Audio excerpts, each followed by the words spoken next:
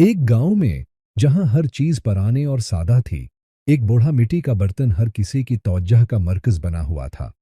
ये बर्तन न सिर्फ खूबसूरत था, बल्कि कहा जाता था कि उसमें जादुई ताकत है, लेकिन कोई भी उसकी उसल हकीकत से वाकिफ नहीं था। एक दिन गांव में एक नौजवान लड़का रमीश आया। उसने बर्तन के बारे में सुन रखा था और फैसला किया कि वो उसके राज को जानना चाहेगा। उसने रात की तारीकी में छपकी से बर्तन के करीब जाने का इरादा किया। जब रमीश ने बर्तन को खोला तो अचानक एक जादुई रोशनी फूट पड़ी और बर्तन के अंदर से एक अजीब व गरीब आवाज आई, तुमने मुझे बीदार किया है, तुम्हारी ख्वाहिश पूरी होगी, लेकिन एक शर्त है। रमीश ने हिम्मत बांधती हुई पूछा, क्या शर्त है? आवाज ने कहा, जो भी तुम मांगोगे पहले उसका असर देखो फिर फैसला करो।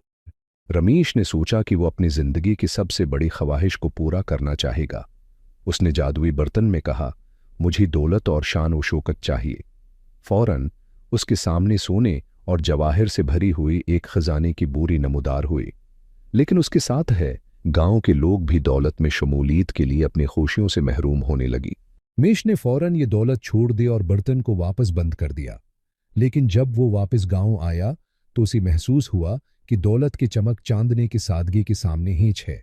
वो बोला, मैंने जादुई बर्तन से सीखा कि सादगी और खुशी उसल दौलत है। चंद दिनों बाद बर्तन को दोबारा चमकाई गई, लेकिन इस बार उसकी ताकतें कमजोर हो चुकी थीं। गांव वाली ये समझ गई कि उसल खुशी और सुकून सिर्फ दिल की सादगी और मोहब्बत में छपा है, जो बर्तन की जादुई ताकत से कहीं ज्यादा कीमती है। ये कहानी हमें ये सिखाती है कि जादुई ख्वाहिशात और दौलत के दौर में हकीकी खुशी अक्सर नज़र अंदाज होती है और सादगी और मोहब्बत में है उसल सुकून मिलता है।